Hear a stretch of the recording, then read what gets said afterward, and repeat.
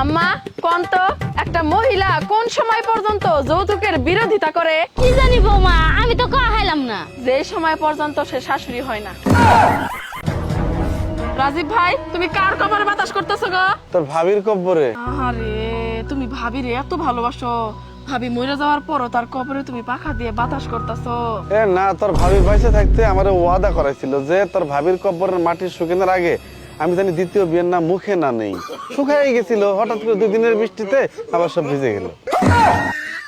আছে বিথি, একটা ইমার্জেন্সি কথা আছে। কি এমন কথা গেট গুড ভাঙ্গা আইলি?